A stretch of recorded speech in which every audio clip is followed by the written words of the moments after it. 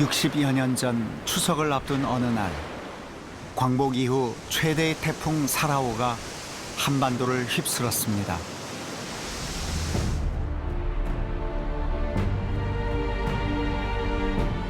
태풍이 지나가고 난 뒤 완도 장도에서는 베일 속에 가려졌던 1200년 전 역사가 모습을 드러냅니다. 해상왕 장보고의 청해진 유적이었습니다. 장보고, 그는 역사상 가장 광활한 해양 영토를 개척했습니다. 바닷길을 중심으로 세계를 연결했던 장보고 루트.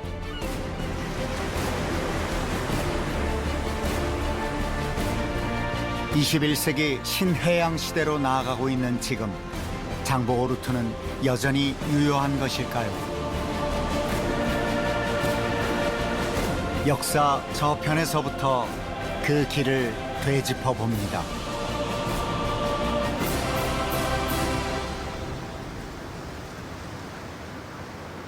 (265개의) 크고 작은 섬들로 이루어진 완도. 1200년 전 장보고는 이곳을 중심으로 섬들을 연결하는 해상 방어 체제를 구축했습니다. 이름하여 청해진. 그 본거지가 바로 여기 장도죠.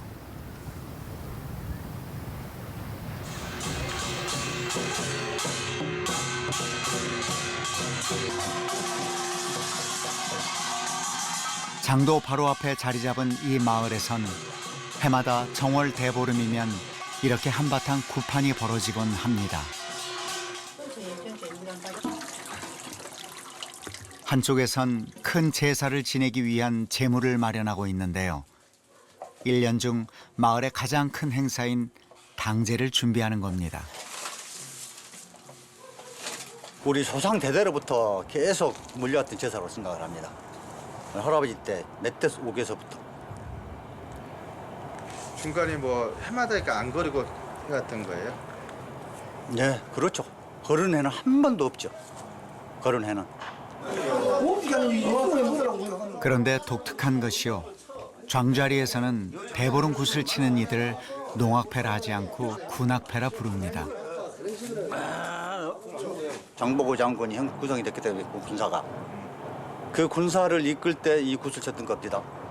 그래서 이 장자로 같은 이 굿은 농악이란 말을 안 써요. 군악이라고 씁니다. 그래서 군중이 구성이 된 겁니다. 해가 지면 군악패는 길굿을 하며 당주를 앞세우고 당집이 있는 장도로 향합니다.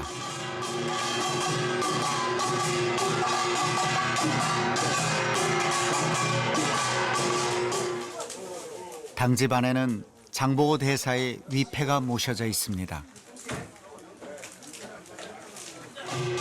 동이틀 무렵 당제가 시작됩니다.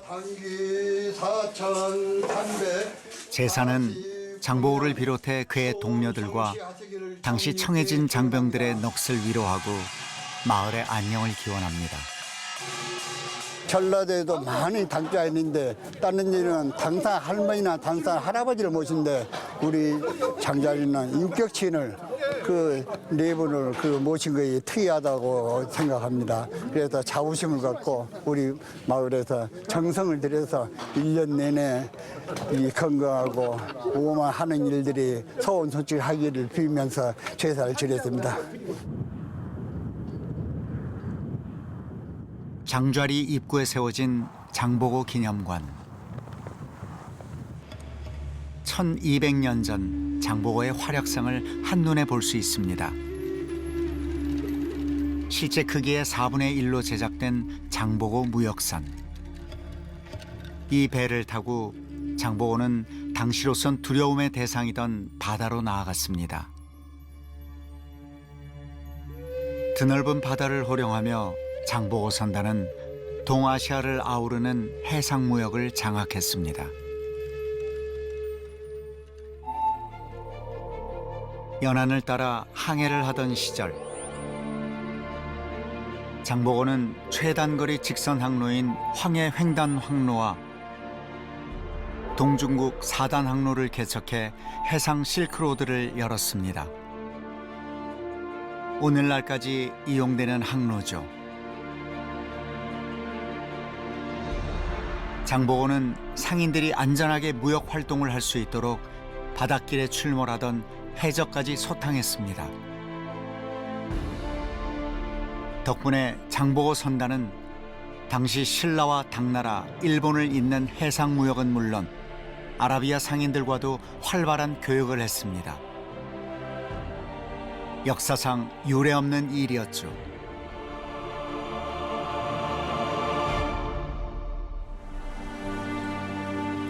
그 옛날 바다를 호령하듯 위용 있게 서 있는 장보고 동상. 장군처럼 갑옷을 입고 있지만 투구 대신 상인의 머리띠를 두르고 있습니다. 손에는 지휘봉과 교역 물품이 적힌 도록을 쥐고 있죠. 이곳 청해진이 군사와 산업 복합체인 국제 종합무역 상사였음을 보여줍니다. 장보고 대사는 기본적으로 우리가 무역왕이라는 어떤 그런 관점에서 접근을 하고 있습니다만 사실 그 당시에 장보고는 무역뿐만 아니라 정치 외교적인 어떤 그런 측면에서의 강력한 권력을 가진 어떻게 보면 신라왕과 거의 대등한 그런 권력을 가진 존재였다고 생각합니다. 송나라 때 국가 차원에서 편찬한 중국 역사서에서 동이 최고의 인물로 평가한 장보고. 당나라의 저명한 시인 두목 역시 그의 번천문집에서 장보고를 극찬하고 있습니다. 현존하는 우리 역사서 중 가장 오래된 삼국사기에도 장보고는 의롭고 용기 있는 인물로 기록되어 있습니다.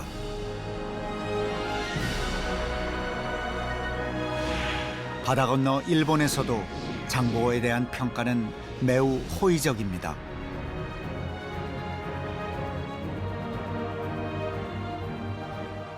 중국의 뭐 정사 신당서라든가 그다음에 일본의 그 정사 속일본 후기라든가 우리의 삼국사기라든가 이런 데서 동아시아 삼국의 정사에서 전부 장보고를 극찬했던 것이라든가 그래서 그런 인물이 우리 역사에서 또 있을까 한번 찾아봐야 되겠습니다만은 저는 그런 인물은 찾아보기 굉장히 어렵다고 생각합니다. 동아시아에서 인정했던 그런 인물이니까요.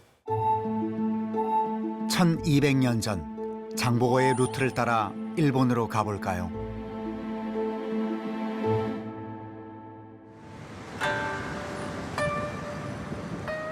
큐슈 최고의 무역항인 하카다항.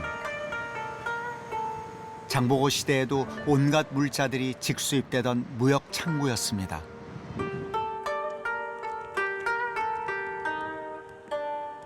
다자이후 시의 옛 큰 길인 주작대로 부근에서 발굴된 객관털은 이곳이 무역의 거점이었음을 증명합니다. 当時の日本は対外交流をするときに外国と交流するときには必ず太宰府を経由するということに決まってるんですね。航路間を経由する。だから修羅であろうと唐であろうと日本政府あるいは日本の人たちが交流しようと思ったら太宰府を経由しないとできない。 30여 년 전 이곳에서 야구장 공사를 하던 중 또 하나의 중요한 유적이 발굴됩니다. 역사 기록에만 남아있던 고로칸.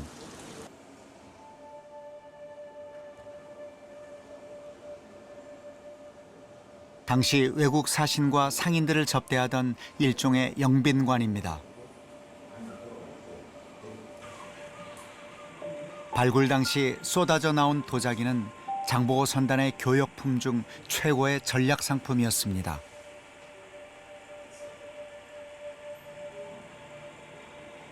ちゃんぽこなどは中国に白木坊っていうのを作ってましたからその白木の商人たちが中国の商品を持ってこちらに来てたっていうこともあるんですね。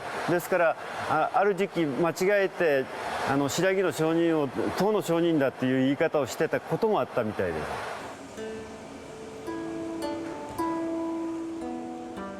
당시 장보고 선단이 들여온 각종 선진 문물은 일본을 사로잡았습니다.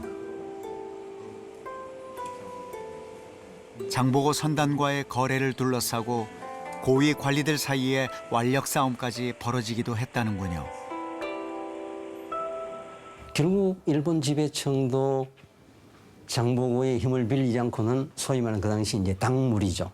요즘 말하면 이제 일종의 수입품을 구할 수 없었다는 어떤 그런 현실적인 문제가 있었죠. 그렇기 때문에 장보고에 대해서 어떤 그 국가 간의 신라와 일본 간의 그런 관계가 조금 껄끄러웠지만은 그걸 어떻게 보면 뛰어넘고 결국 일본 지배청이 장보고를 의지하지 않을 수 없는 어떤 그런 상황이었다고 생각합니다. 신라 정부와 관계없이 독자적으로 무역을 했던 장보고는 섬나라 일본을 국제사회와 연결하는 중요한 통로였습니다. ちゃんぼこは、太宰府に、一度来日した記録が残っておりまして、その際に、日本との、通行というか交易を、正式に行えないかという打診を行っています。その際に太宰府に、8年ほど滞在している、新羅の、方がいらっしゃったんですけども、その人を、帰国する際に、同行させてでその後、日本語の、通訳として、雇ったということが分かっています。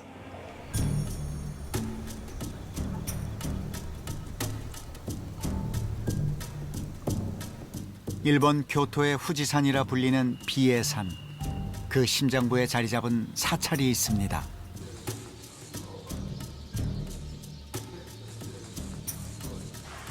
연력사는 일본 천태종의 총본산으로 국보 사찰인데요. 유네스코 세계문화유산으로 지정되기도 했습니다. 창건 이래 1200년 동안 꺼지지 않는 법등이 불을 밝히고 있죠. 不滅の法灯は、この延暦寺開かれました蓮行大師最澄様が最初にこの山に登ってこられた時に灯された明かりで、お弟子さんたちにこの明かりをただの明かりではなくて、仏様の教えだと思いなさいと。で世の中がこの明かりが広まって明るくなるのも、消えてしまって暗くなっていくのも、お前たちの努力次第だと、頑張って仏の教えを伝えていきなさいよということで 당대 최고의 엘리트 승려들이 수행하며 수많은 고승을 배출한 일본 불교의 성지 연력사.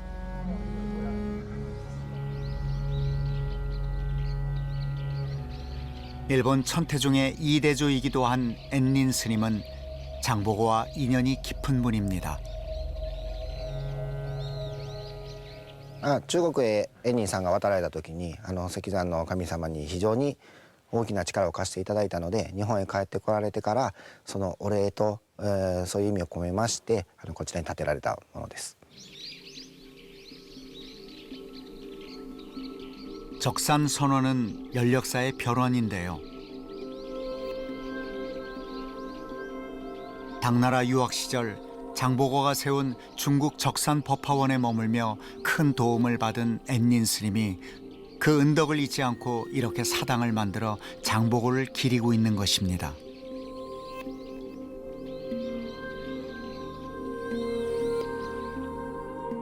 엔닌 스님이 당나라의 유학 시절의 이야기를 쓴 입당구법 순례행기는 동양의 3대 여행기로 꼽히는데요. 이 안에도 장보고에 대한 감사와 존경을 담은 편지글이 담겨 있습니다.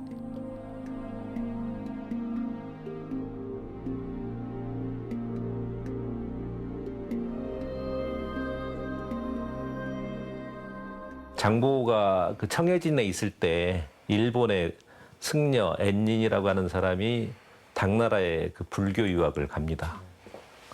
장보고하고는 만난 적이 없어요. 그런데 장보고의 그 이름을 이제 그 장보고에게 보여주라고 하는 그런 소개장을 이제 그 지방관으로부터 해서 가지고 왔다는 것을 제당 신라인들에게 이야기를 하니까 도와줬어요. 그러니까 장보고의 위력이 청해진에 있으면서도 미쳤던 것이죠. 그래서 그분이 이제 그 일기, 기행문을 쭉 쓰는데 거기에서 장보고에게 감사하는 그런 마음을 담은 편지 2통을 일기에다가 이제 씁니다. 정말 고맙다. 장보고와 앤닌 두 분의 인연을 알게 된 후손들은 연력사 동탑 근처에 기념비를 세웠습니다.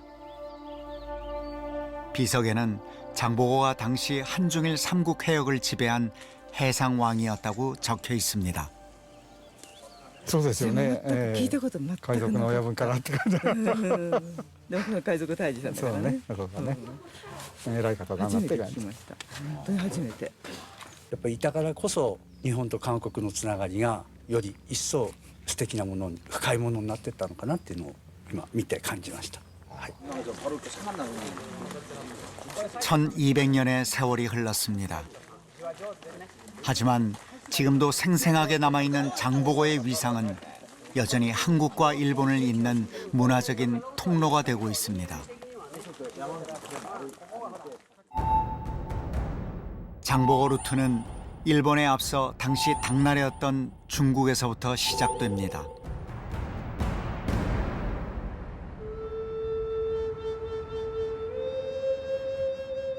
한국과 중국을 연결하는 최단거리 항구를 내려다보고 있는 적산이라는 붉은 바위산 아래 중국 산동반도 최초의 불교 사원이 있습니다. 적산 법화원은 신라 흥덕왕 때 장보고가 창건했는데요. 국제 해상무역의 본거지이자 당시 한중일 삼국 사람들이 이어주는 정신적 매개가 되었던 곳이죠. 不是，是中国改革开放之后，中日韩三国人民不约而同想起了张宝高和他的赤山法会院，并且在1987年找到了法会院的旧址。 적산 법화원을 중건하면서 세워진 대형 관음 보살상. 자비로 중생의 괴로움을 구제하고 보살핀다는 성자인데요.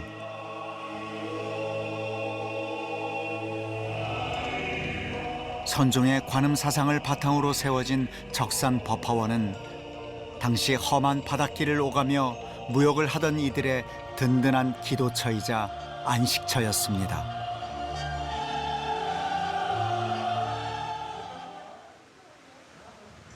적산 법화원 본전 옆 뜰에서는 늠름하게 서 있는 장보고 동상을 만날 수 있습니다. 중국 정부의 공식 승인을 받아 외국인으로는 최초로 장보고 기념관도 세워졌습니다. 장보고 전기관은 이곳을 찾는 한국 관광객에게는 필수 코스가 됐는데요. 5개의 주재관으로 나눠서 국경을 초월해 해상왕국을 건설했던 영웅 장보고의 일대기를 자세히 전시하고 있습니다.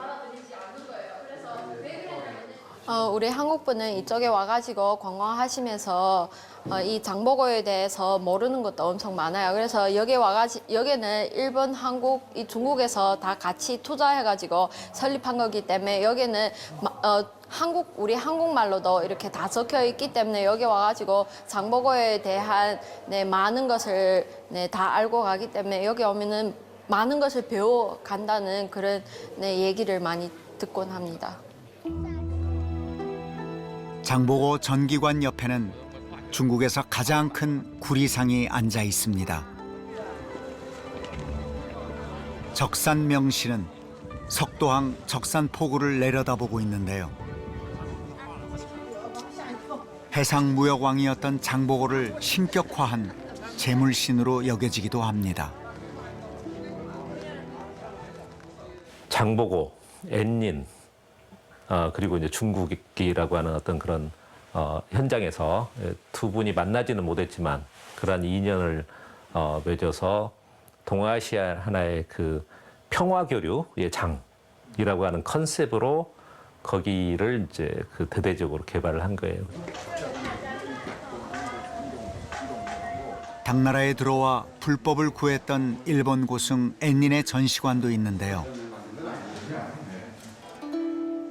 지금처럼 당시에도 적산법화원은 종교시설이자 한중일 삼국을 연결하는 장보고 루트의 중요한 문화적 축이었습니다.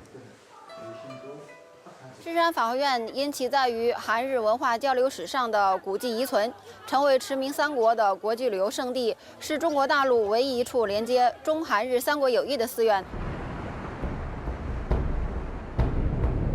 동아시아 해상교역 루트의 중요한 길목이었던 제주도. 특히 이곳 대포항은 당나라와 교류가 활발해 당포라고 불리기도 했습니다.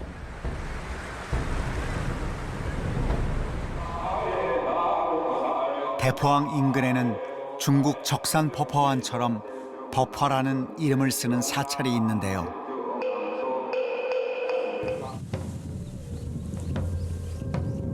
(1980년대) 발굴된 옛 법화사터는 1200년 전 이 사찰의 위세를 짐작하게 합니다. 제주에서는 보기 드물게 물이 풍부한 법화사. 당시 자체적으로 벼농사까지 지으며 많은 사람들을 부양했던 것으로 추정됩니다. 이 주변이 약 한 3만 평 내지 5만 평의 정도 규모로 지역에 있던 이제 스님들이나 또 주위에 있던 신자 또 그에 의해서 이제 교육 또 했던 여러 사람들이 함께 이렇게 이제 운집해서 있던 곳이니까 아마 규모는 상당히 큰 거로 보여집니다. 창건년대가 신라시대로 추정되는 제주 법화사. 법당의 주초석도 이 사찰이 장보고와 깊은 연관이 있음을 보여주는 근거로 여겨집니다. 제주 현무암이 아닌 이런 육지산 돌은 당시 장보고 선단이 아니면 수송이 어렵다는 거죠. 주초석이나 기단석이 여기서 많이 출토가 됐는데 그 돌은 제주돌도 아니고 또 가까운 전라도 육지 돌도 아니고 그 중국의 영향을 받은 그런 돌로 추정을 해요. 해상 무역로의 중요한 기착지였던 제주. 이곳에 또 하나의 법화 네트워크를 만든 장보고는 항해의 안녕을 기원하는 한편 해상 세력의 근거지로 활용했던 것입니다.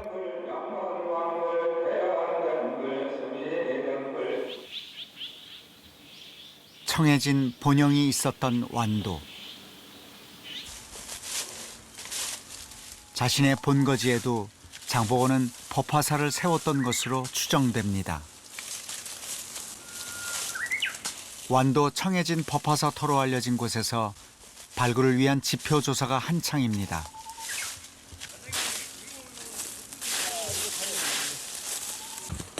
(1990년대) 이미 시범적으로 2차례 발굴이 됐는데요. 고려시대 유물만 확인한 채 중단됐던 발굴이 다시 추진되고 있습니다. 법화사지가 그동안에 중심부만 조사돼 있습니다. 그래서 전체적인 사역을 전체적인 규모를 파악하기 위해서 지금 발굴 조사를 임하고 있습니다. 아마도 저 하층에 과연 뭐가 있는가 그것도 좀 파악해야 될 부분입니다. 충분히 뭐 통일신라 때까지 원래 올라갈 수 있는 가능성이 있는가요? 예, 있습니다. 이날 그동안 발굴이 이루어지지 않았던 사찰 뒤쪽과 출입시설에 대한 지표 조사가 이루어졌는데요. 뜻밖의 성과가 있었습니다. 건물이 끝나는 부분입니다. 그래가지고 쭉 연결돼갖고 위에 기단, 건물지의 기단 부분인데요. 또 다른 건물이 있다는 것은 여기 수구지가 연결돼가지고 이 부분이 지금 수구입니다. 물이 나오는 수구입니다. 이게 뭐냐면은 다른 건물지에서 이쪽으로 물이 빠져나오는 증거가 될 수 있는 위치입니다. 굉장히 현재 남아있는 부분은 높고요. 그다음에 또 위 부분에 또 다른 건물지가 지금 있는 그런 상황입니다. 지금. 기존에 알려져 있던 사찰터보다 훨씬 더 큰 규모의 건물들이 있었음을 암시해주는 중요한 단서를 찾은 셈이죠.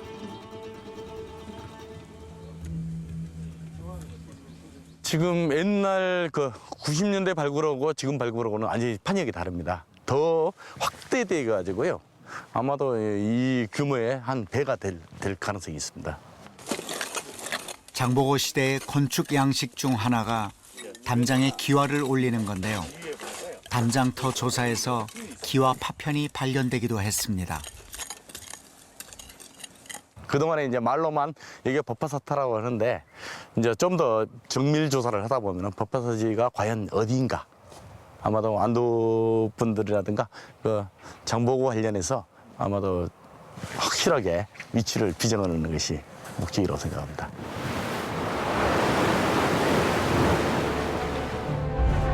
동아시아에 널리 퍼져 있던 선종 불교를 매개로 한중일 삼국의 법화 네트워크를 구축했던 장보고. 이것은 종교를 통한 가치 통합의 루트이자 정보와 문화 교류의 루트로 활용됐습니다.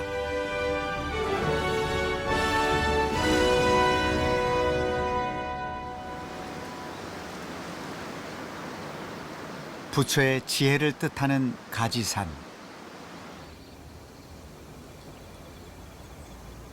산골짜기에 터를 잡은 보림산은 이 땅에서 최초로 선종의 법맥을 일군 가지산 선문의 본산지입니다. 구산선문이라고 하죠. 예, 그래서 이제 신라 시대에 9군데의 이러한 선종의 그 맥을 이렇게 이어가기 위해서 산문을 개설했거든요. 그 가운데 우리 가지산문이 아주 으뜸이고 최초의 정찰이라는 것이죠. 장보고가 활약하던 시기에 사찰이 천건됐음을 보여주는 통일신라의 석탑과 석등. 보림산은 장보고와 또 어떤 인연을 맺고 있는 걸까요? 장보고 시대에 이른바 그러니까 이제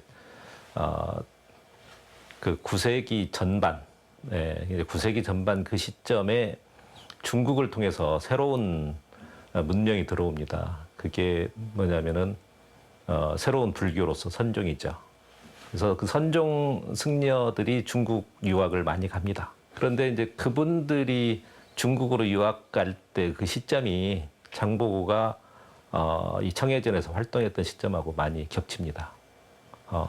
그래서 선종의 어떤 승려의 어떤 유학을 이제 지원했던 세력이 바로 장보고였지 않았겠는가.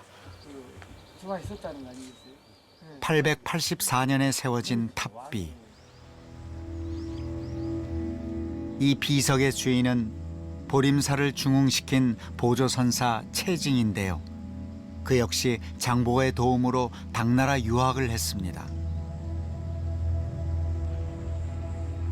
신라의 변방이었던 이곳에 왕실의 전폭적인 지원으로 철조불상이 모셔진 것도 장보고 때문이었죠. 그 당시에 이제 장보고의 힘이 커짐으로 해서 이곳이 이제 호족 세력들의 이제 힘이 커지니까 이 중앙에서는 어쨌든지 이 변방의 호족 세력들을 눌러야 되잖아요. 예. 그러기 위해서 이제 우리가 이제 중앙에서는 그 우리 가지산문의 중흥조이신 채증선사 이분이 김씨였거든요. 김씨 왕조 김씨를 보내셔가지고 1200년 세월 속에 깊이 뿌리 내린 보림사 야생 차밭. 이 차 역시 당나라 유학생들이 장보고 루트를 통해 들여온 신문물이었습니다. 유서 깊은 보림사의 차는 수많은 승려와 선비들 사이에서 한반도 최고의 차로 손꼽히곤 했습니다. 우리 선종이 이제 처음 당나라 그 유학생들에 의해서 이 보림사로 이제 처음 들어왔거든요. 그래서 이제 그 당시에 당나라에서 유행된 차가 이제 돈차, 떡차, 이제 전차라고 하죠. 그 전차가 이제 그대로 이 보림사에 선승들과 함께 들어와가지고 선승들이 이제 수행하면서 이제 즐겨 마시고 또 뒷산에 야생차를 그렇게 재배해서 오늘날까지 그 맥이 이어지고 있습니다. 장흥에서는 천년 역사의 전통 발효차가 전해 내려오고 있습니다. 보림사 승려들에게서 유래된 청태전은 동전 모양이라고 해서 돈차라고도 불렸죠. 청태전은 그 후발효차에 속하는 거고요. 녹차는 그 발효를 시키지 않은 차, 홍차는 80% 이상을 발효를 시킨 차. 그 다음에 이제 우리 청태전은 그 중간 사이즈로 보시면 됩니다. 반발효차라고 생각하시면 될 것 같습니다. 선조들이 배앓이 상비약으로 쓰기도 했던 청태전. 독특한 제다법은 일제 강점기를 거치며 맥이 끊겼는데요. 최근 복원에 성공했습니다. 천년의 맛과 향이 새롭게 주목을 받으며 전통 명차로 거듭나고 있습니다.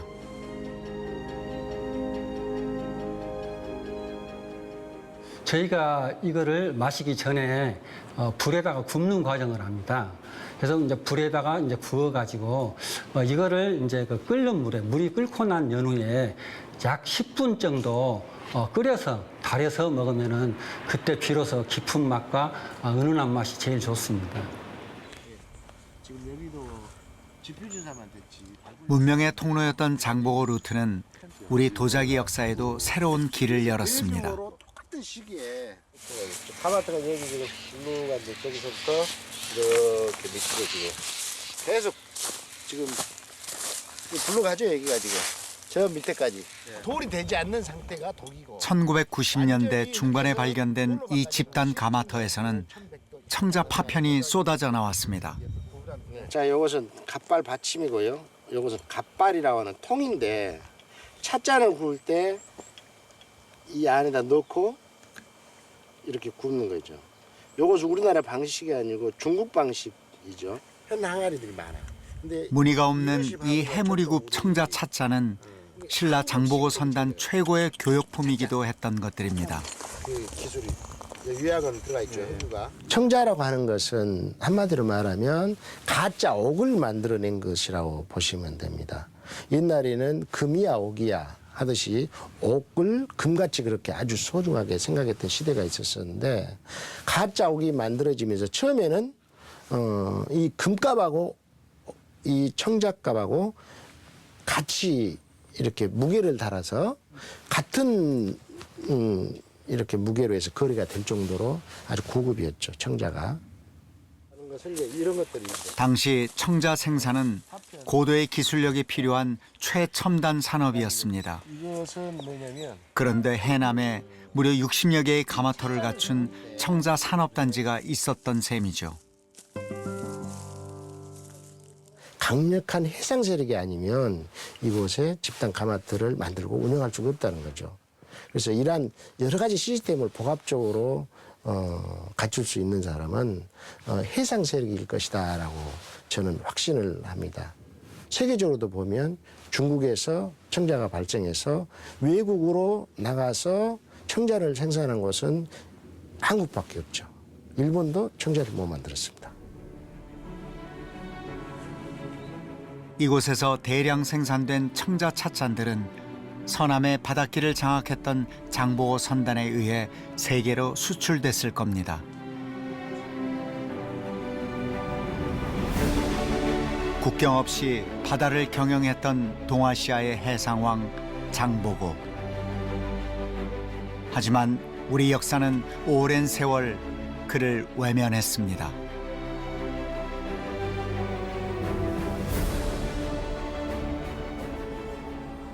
조선의 역사에서 조선이 이제 그 바다를 버린 정책을 썼거든요. 해금 정책을 쓰고, 그래서 바다에 대한 관심이 없으니까 해양을 중심으로 해서 활동했던 인물에 대한 관심도 점점 잊혀졌던 것이 아닌가 하는 생각이 들어요. 그래서 2016년 봄 잊혀졌던 장보고 루트를 되살려 우리의 경제 문화 영토를 확장하자는데 뜻을 모은 이들이 한자리에 모였습니다. 그 한때는 장보고 연구가 주춤하게 됐죠. 아주 활발하게 전국적으로 연구했던 장보고 대사 연구마저도 멈추는 듯 했습니다. 그런데 장보고를 연구하는 학자들이 나서서 안 되겠다. 그래서 사단법인 장보고 기념사업회를 만들게 됐습니다. 그게 발달해가지고 이제 장보고 글로벌 재단으로 창립하기까지 이르게 된 것입니다. 앞으로 재단은 장보고의 뒤를 잇고 있는 한상들의 글로벌 네트워크 구축 등 다양한 사업을 펼칠 계획입니다.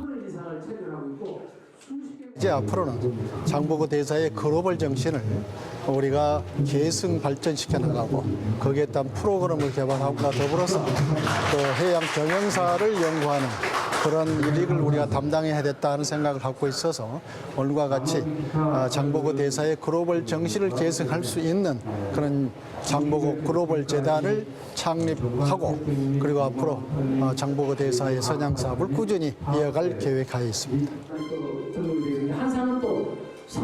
이날 행사에서는 많은 한상 기업인들도 눈에 띄었는데요.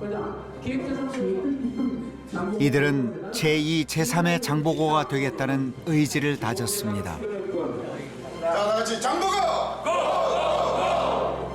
장보고 대사님은 벌써 천여 년 전에 자유무역을 하신 거와 마찬가지입니다. 지금 입장에서 저희가 FTA 하면서도 보면은 장보고 대사님이 해외 진출하셨던 거를 잘 검토해 보면 굉장히 여러 가지 힌트를 얻을 수가 있어요.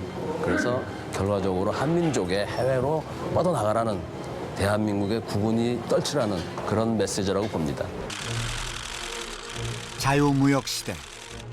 자신만의 루트로 동아시아를 연결해 경제 공동체를 건설했던 장보고는 의미 있는 이정표가 되고 있습니다.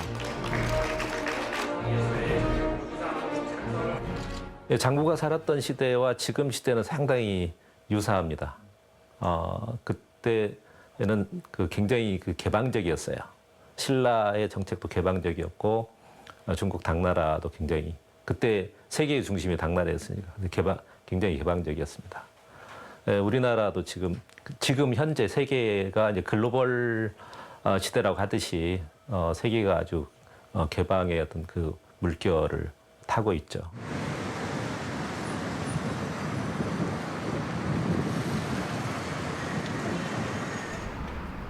장보고 시대. 신라와 당나라가 그랬듯 지금 한국과 중국은 최대 무역 상대국입니다.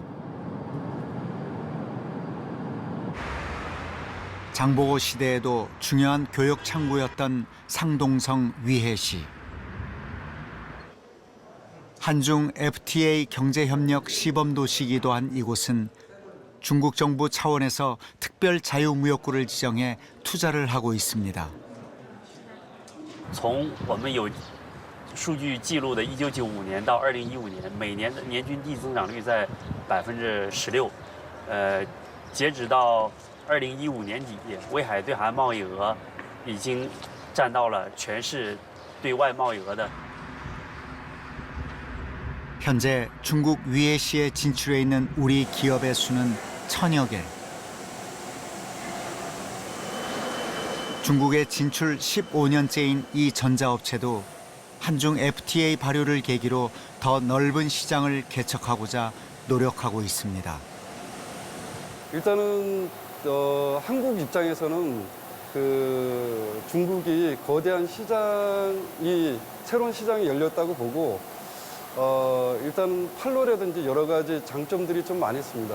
그럼 뭐 산업군에 따라서 좀 틀리지만은 저희가 이제 그 뭐 2차 산업 위주로 뭐 서비스 산업 포함해서 아마 저희 그 한국한테는 아마 좋은 기회라고 저는 생각이 듭니다. 중국 최초로 개방한 국제 통상 항구 위해항. 17억 위안을 투자해 최신 시설을 갖춘 대형 물류단지를 조성하고 최근 본격적인 가동에 들어갔습니다. 通关速度非常快啊，就是近的说比青岛1天到2天的通关速度，我们可能是只有3到4个小时啊。你像那个别的口岸，上海、宁波可能是2到4天的通关速度、通关时间啊。应该说我们这个通关时间有非常大的优势。 위해항을 통해 들어온 한국 상품들이 주로 모이는 한락방. 장보고 시대의 신라방 같은 곳이죠.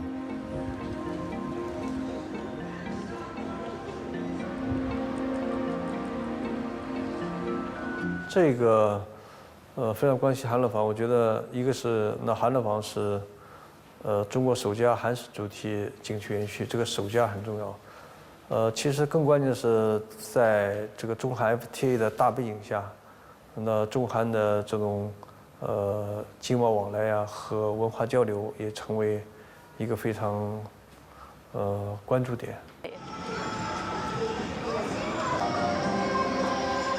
해가 지면 한락방에는 10여 개의 야시장이 불을 밝힙니다. 중국은 국가 AA급 관광특구이자 중점문화산업특구인 이곳을 더 확장해갈 계획입니다. 위해시가 한반도에 오랜 그런 교류의 역사를 갖고 있습니다. 아시다시피 옛날 중국이 당나라 때 신라 시대, 한국 신라 시대 때는 이 장보고 장군이 주주로 하는 이 중국과 한국, 한반도, 일본 이 황해 지역의 무역, 해상 무역에 아주 활발한 그런 역사가 있었습니다. 그래서 그런 좋은 오래된 그런 교류 역사를 가지고 앞으로는 제 생각은 앞으로는 그런 역사 배경에서 우리는 새로운 그런 새로운 역사를 이뤄야 됩니다. 완도항이 내려다 보이는 남망산 중턱. 장보고의 유산을 물려받은 사찰이 있습니다. 통일신라 시대 때 법화사지가 이렇게 폐쇄되면서는 약간 그 맥이 끊겼던 것인데 요즘 들어와 가지고 이제 32년부터 저희 신흥사에서 그 맥맥을 유지하고자 한 것입니다. 법화사를 거점으로 평화와 번영의 바다를 일궜던 장보고. 그의 이름은 여전히 큰 울림으로 전해지고 있는데요.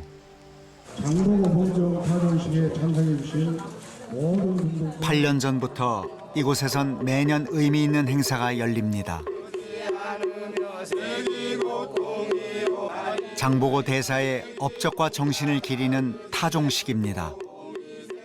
그 제자들과 중국에 있는 적산법화원 그리고 한국의 이 신흥사 세 절 스님들이 야마가타현 입석사에 모여가지고 엔린 스님의 도움을 주고 그리고 한일 그리고 또한 당나라의 무역 항로를 개설하여서 그 당시 평화를 이렇게 증진하였던 장보고 대사의 업적을 그리는 그런 보온의 마음을 담아서 평화의 타종식을 하게 된 것입니다.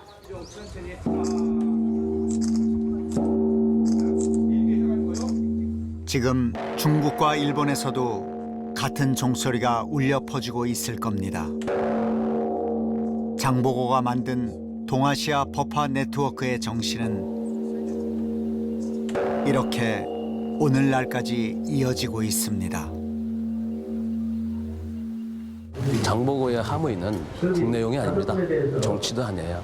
다시 말씀드려 한민족의 우리 국가의 해외로 뻗어나가는 경제적, 문화적 여러 가지 그런 의미이기 때문에 이걸 활성화해서 1200년 만에 우리가 다시 그 정신을 살려서 해외로 한민족의 기운을 받아러 해외로 나가는 그런 작업을 우리 후손들이 해야 됩니다.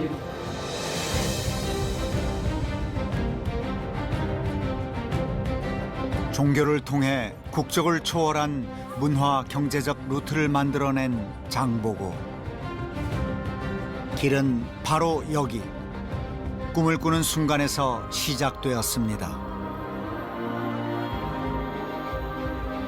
세상이 길을 막으면 더 넓은 길을 개척했습니다.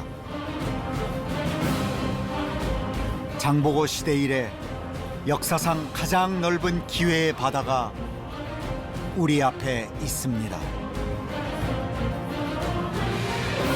국경 없이 바다를 경영한 장보고의 루트. 그 속에 미래로 나아가는 길이 있습니다.